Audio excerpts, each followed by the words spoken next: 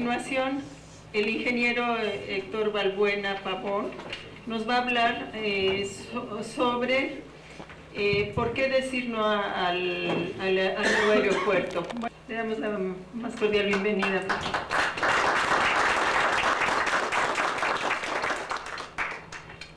Bien, muchas gracias por la invitación, Rosa. Muchas gracias, compañeros, por acompañarnos aquí. Miren, les voy a explicar en términos sencillos, dijera el licenciado Luna, en términos ciudadanos, las razones del por qué debemos decir no a que se continúe esa mega obra en el antiguo lago de Texcoco. Voy a exponer de manera simple, rápida, de tal manera que lleguemos a la conclusión de que esa obra no debe de seguir adelante. Voy a remitirme a antecedentes históricos porque proyectos de esa envergadura, de esas dimensiones, tienen un antecedente histórico, lo cual nos va a ayudar a comprender del por qué se llegó a la decisión de querer llevar a cabo ese monstruo, ese megaproyecto faraónico ostentoso en esos terrenos. Si me apoyas con las proyecciones. Muy bien. ¿Podemos? Sí, muy bien. Nos vamos. Perdón. Muy bien. Miren, la cuenca, la Ciudad de México, el valle, el área metropolitana de la Ciudad de México está fundada sobre una inmensa cuenca hidráulica que se llama Cuenca del Valle de México, que aparece ahí en la gráfica. La línea roja delimita esa cuenca inmensa y todos los ríos, todos los arroyos y todo lo que llueve escurre de manera naturalmente ahí. Esa cuenca estaba conformada por 5 lagos: Texcoco, Zumpango, Tenexpa, lagos de agua salada, y Xochimilco y Chalco, lagos de agua dulce. Es una cuenca enorme y era lo que existía hasta el siglo XVI. Pasamos la otra gráfica. Muy bien. En esa gráfica se puede apreciar que es una cuenca endorreica, es decir, no tiene salida al mar. Todo lo que escurre, todo lo que llueve, inevitablemente llega y llegaba ahí. Ahí se ven los lagos, Texcoco, Jaltocan, Zumpango, Xochimilco y Chalco. Es decir, esa foto está un poco invertida, pero el norte está de este lado. ¿Seguimos?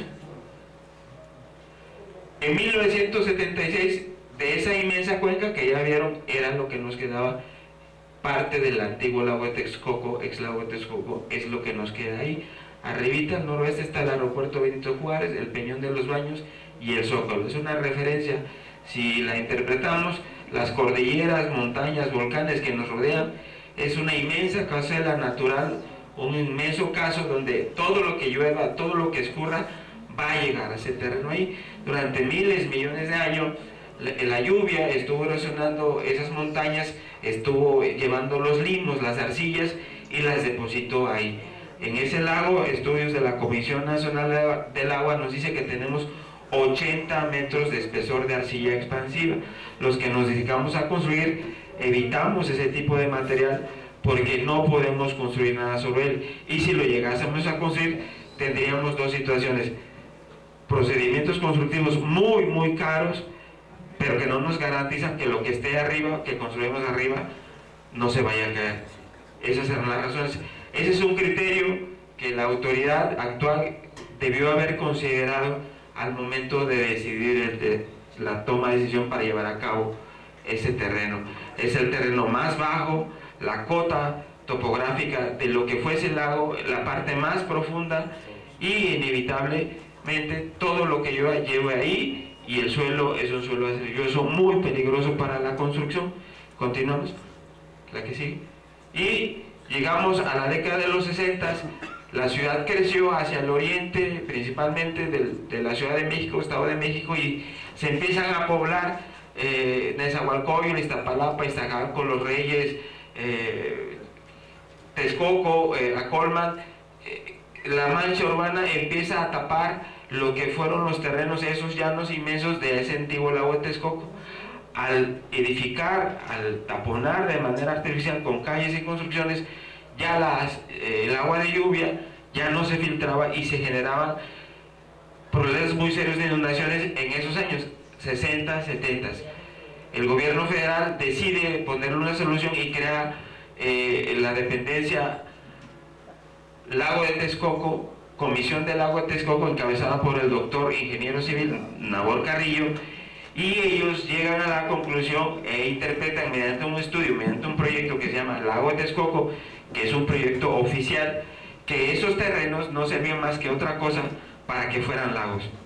Es decir, tienen una vocación hidráulica y que nada se podía construir por las características topográficas, por el tipo de suelo. Ese estudio está desde 1967.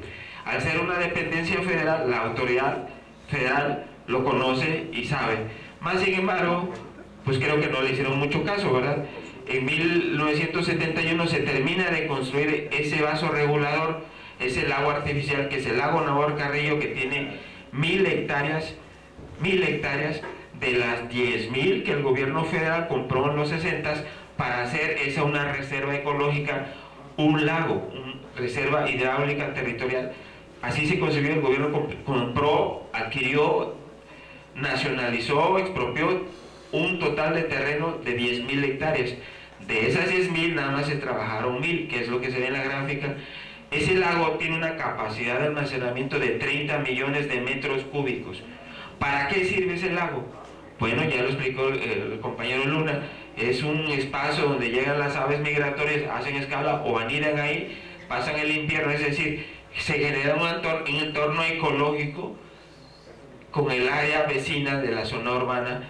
El agua que llega ahí por lluvia y aguas tratadas se filtra, es decir, es un filtro, recarga los mantos acuíferos y nos da sustentabilidad hídrica a las zonas populares, muy populares del oriente de la Ciudad de México y del Estado de México. Es decir, es una fuente de abastecimiento de agua natural.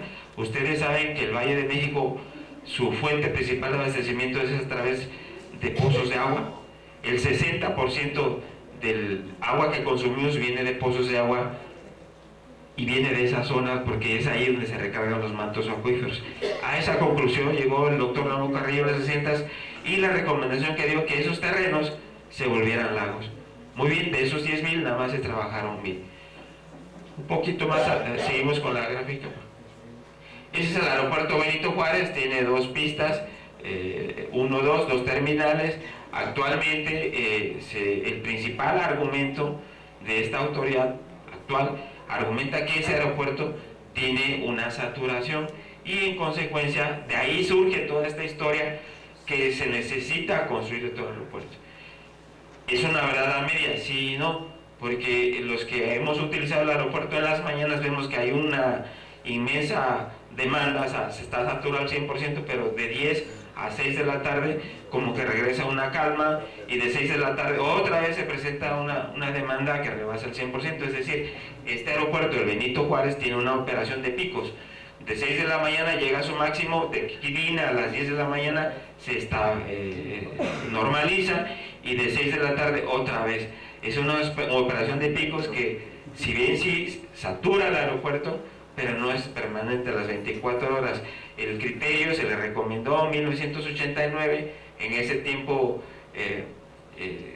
emitimos un documento junto con otros compañeros de que ese aeropuerto se le tenía que invertir dinero, es decir, hacer la reingeniería, ampliar los espacios que ya estaban saturados para tener un aeropuerto mínimo, el Benito Juárez, hasta 2030. No hicieron caso, hay un interés ya definido de hacer otro aeropuerto, pero el principal pretexto de hacerlo es que ese aeropuerto ya no da para más, según la autoridad. Nosotros pensamos que sí. ¿Por qué? Porque ustedes saben que los aeropuertos en México son administrados por corporativos, por empresas privadas. En 1989, Carlos Salinas de Gortari emite una ley y que se publica en el Diario Oficial donde concesiona la operación de los aeropuertos. Hasta esa época era responsabilidad del Estado mexicano planear, diseñar, construir, operar y mantener todas esas instalaciones, porque son propiedad de la nación y son instalaciones de primer nivel en cuestiones de seguridad, no solo por la cuestión aeroportuaria, los despegues y aterrizajes de las aeronaves que hay ahí, sino porque todo lo que se maneja, personas, mercancías, ya vemos lo que pasa en los aeropuertos, drogas, narcotráfico ilegales, trata de blancas, tráfico de especies, etcétera, etcétera. Porque a partir de 1989 el criterio que predomina es un criterio financiero, no es el del beneficio de los usuarios. De ahí surge esta tragedia. Es decir, las aerolíneas están en función de sus intereses financieros. ¿Por qué en la mañana, si usamos el aeropuerto, se fijan que Aeroméxico tiene acaparado casi todos los vuelos? Porque tiene los recursos financieros. En los aeropuertos, una de las fuentes de ingresos se llama slot. ¿Qué es un slot? El slot es el tiempo-espacio que una aeronave llega, carga pasaje, retoma el vuelo. Ese espacio de tiempo-uso de la instalación aeroportuaria, pista, plataforma de carga y descarga para pasajeros, se llama slot y se paga, se compra. Las aerolíneas que tienen mayor recursos financieros pues, tratan de adquirir la mayor cantidad de slot, y si tienen la mayor cantidad de posiciones de despegues, aterrizajes, ellos diseñan los itinerarios de vuelos y de llegadas y partidas en función de sus intereses personales. Es decir, crean una crisis ficticia, ¿verdad? Como ya el Estado ya no interviene en ese tipo de actividades, son empresas privadas, se genera el desorden. Si el Estado mexicano interviniera y pusiera orden en las operaciones de los aeropuertos, tendientes a que la operación no fuera de pico, sino que fuera o tendiera a una operación lineal, esta crisis de saturación desaparecería. Es decir, es una verdad a medias, pero ya ellos decidieron en 2014 lanzarse a construir ese aeropuerto a como dé lugar. La siguiente gráfica, por favor. La siguiente. Y llegamos al punto.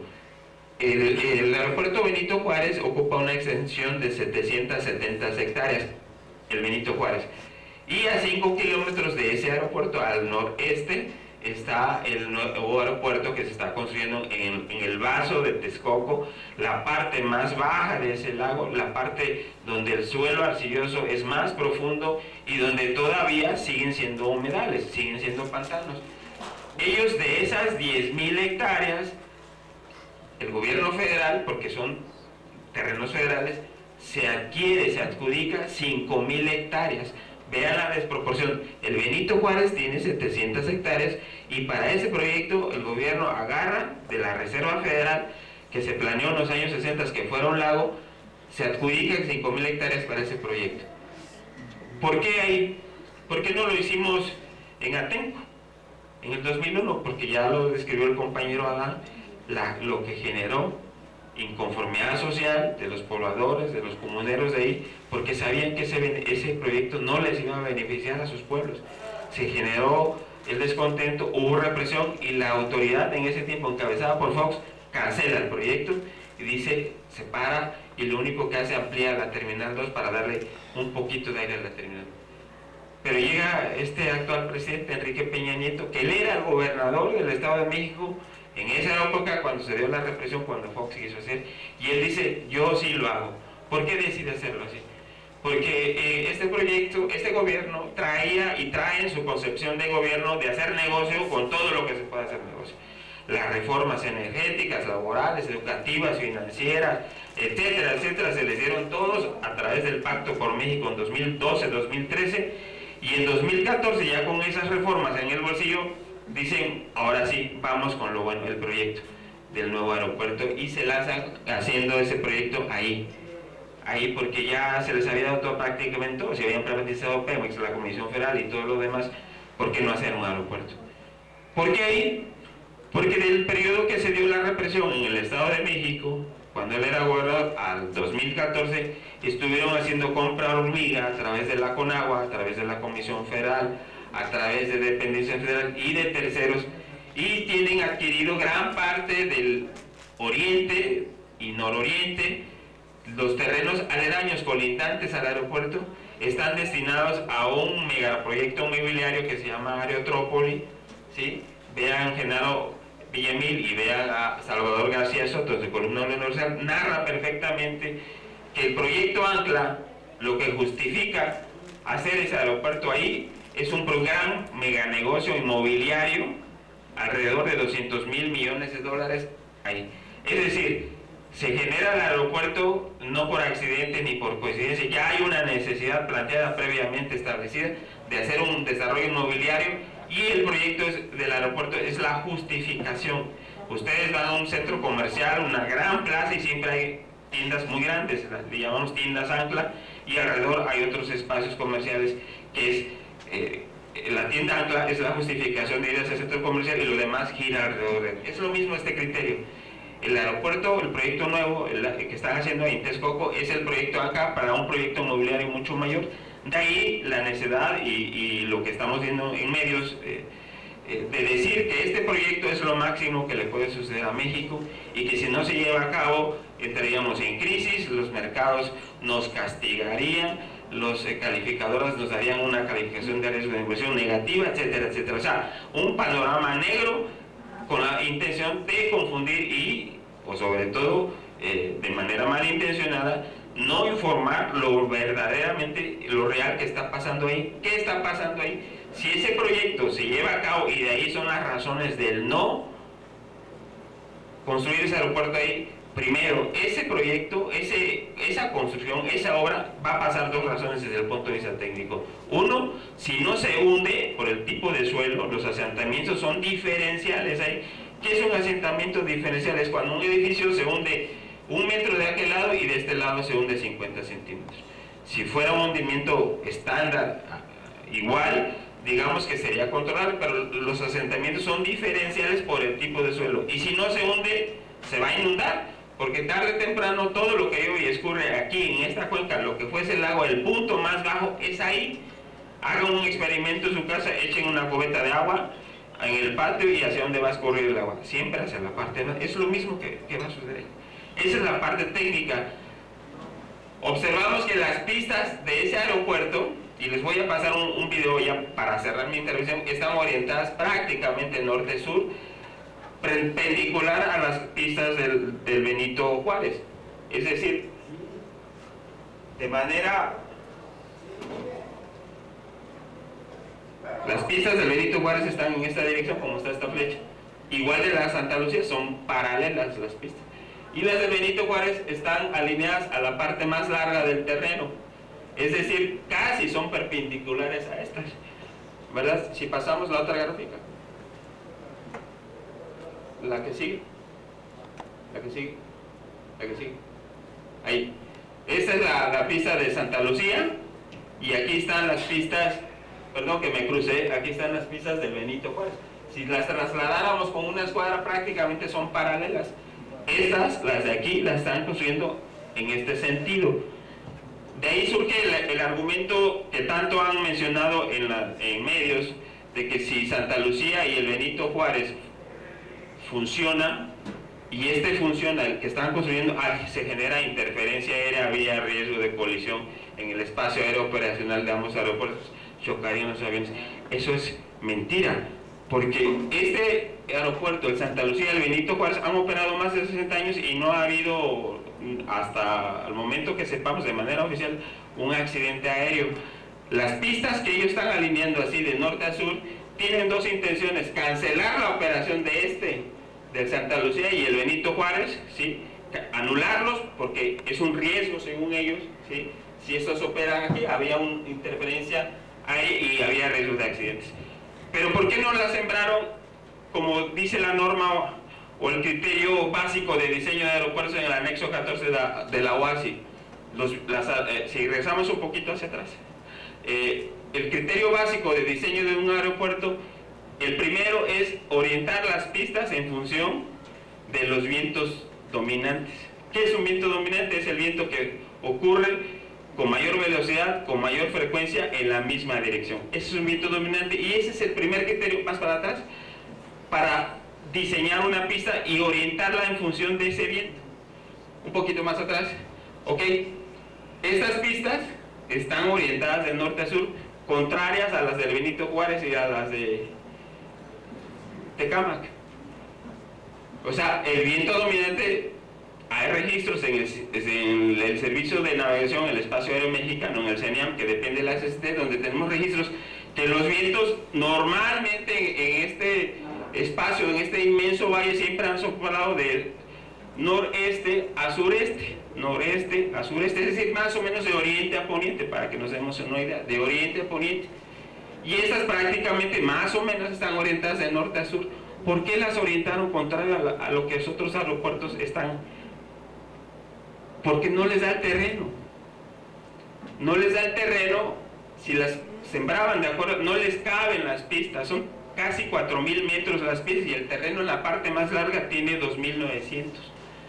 Y el otro criterio es que, sembrándolas así de norte a sur, surge el criterio que tanto han difundido, que se tiene que cancelar el Benito Juárez y el de Santa Lucía porque se generaría la interferencia aérea, o sea, había riesgo de colisión en el espacio aéreo. Eso es falso. Este aeropuerto no es viable, porque ya les dije, se va a hundir o se va a inundar. Su ubicación de las pistas es errónea.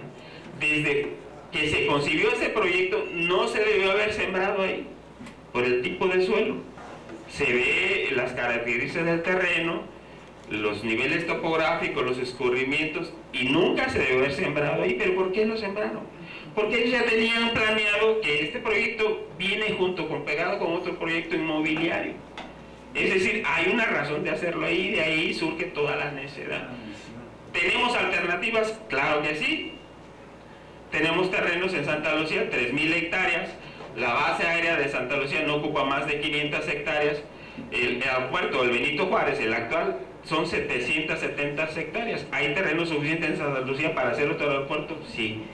Mejor, sí, porque el tipo de suelo, a diferencia de aquí, que es un pantano, allá tiene una relativa capacidad de carga mucho mayor que este, lo cual nos haría utilizar procedimientos constructivos más rápidos de que lo que están empleando aquí y más económicos, lo cual impactaría en el precio de la obra. Tenemos una obra más rápida, más eficiente, más segura y más económica. Más económica. ¿Hay solución a este monstruo que se está haciendo? Sí, tenemos en los terrenos de Santa Lucía que son propiedad de la nación.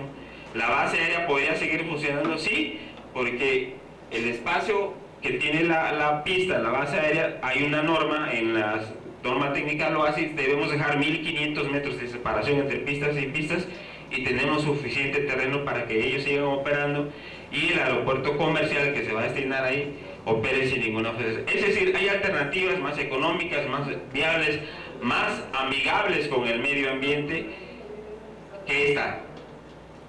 Aquí está el compañero Adán. Si este proyecto se continúa, que nos volvamos locos en la consulta y digamos que sí, este proyecto no solo es un proyecto que es inviable técnicamente, es un proyecto inviable financieramente, sino el problema social que va a generar un fenómeno que se da mucho en la Ciudad de México que se llama gentrificación. ¿Qué es la gentrificación? Es la expulsión de los pueblos originarios al llegar a una megaconstrucción, expulsarlos a los pueblos indígenas, originarios de esas comunidades ancestrales, y ya vimos lo que pasó y ya vemos lo que va a pasar. Las comunidades de este lado están muy bien organizadas, saben lo que viene si este proyecto continúa, cómo se van a ver afectadas en su modo de vivir, en sus costumbres ancestrales y en sus tradiciones. No lo van a permitir, se va a generar un conflicto social. Pero ¿por qué seguir? ¿Por qué seguir si sabemos todo eso y la mayor parte de la población del pueblo lo sabe? ¿Por qué seguimos? Porque en este gobierno, en esta autoridad, los grupos empresariales más poderosos de este país, en contubernio con la autoridad, están metidos en la construcción de esta obra y en lo que sigue. No solo están metidos en la operación de los aeropuertos actualmente mediante las concesiones, sino están metidos en esta obra que dijeron que nos iba a costar 169.000 millones, ya llevan 285.000, y no sabemos para cuándo va a terminar porque llevan el 20%. Es decir, es estar metiendo dinero público en algo que no sabemos si va a funcionar,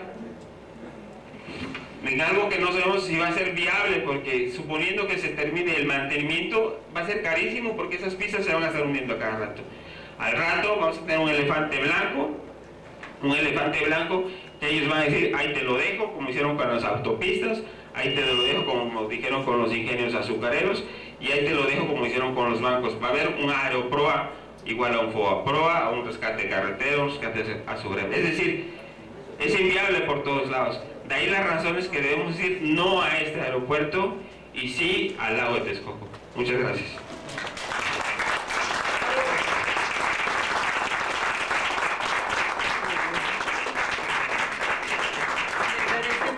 ingeniero Héctor Balbuena Pavón su participación y nos deja como lección que otra vez los capitales son los enemigos del pueblo y que el pueblo tenemos que dar la lucha porque la lucha del aeropuerto es la lucha de todos.